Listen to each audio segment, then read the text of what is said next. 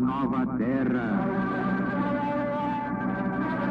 Porque o primeiro céu e a primeira terra se foram e o mar já não é.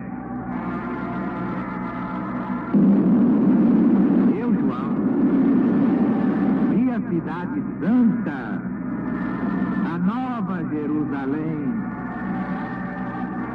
que da parte de Deus descia do céu, adornada com uma esposa ataviada para o seu esposo.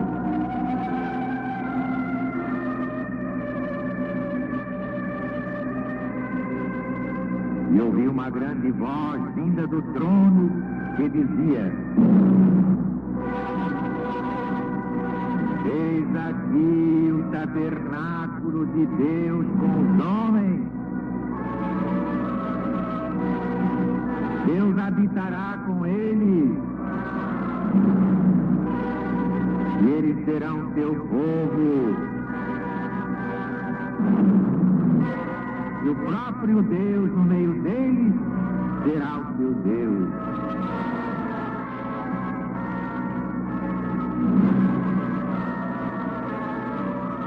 E Deus enxugará todas as lágrimas dos seus olhos. Não haverá mais morte,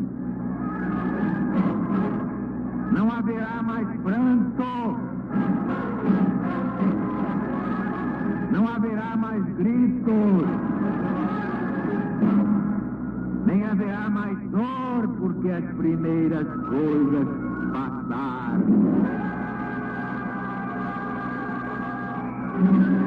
Então aquele que estava sentado no trono disse: eis aí faço eu novas todas as coisas.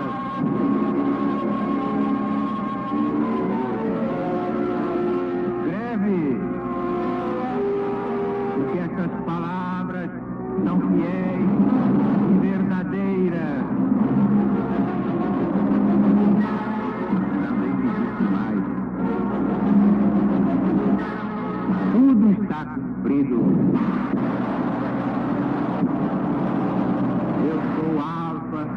O ômega, o princípio e o fim. Darei gratuitamente a beber da fonte d'água da vida àquele que tiver sede.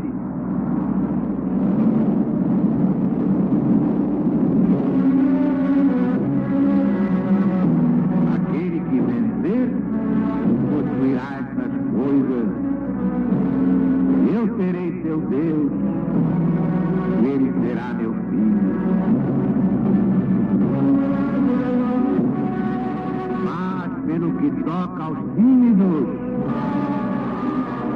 e aos incrédulos e aos execráveis e aos homicidas e aos fornicários e aos que dão veneno e aos idólatras, e a todos os mentirosos do mundo, sua parte será no tanque ardente de fogo de enxofre, que é a segunda morte.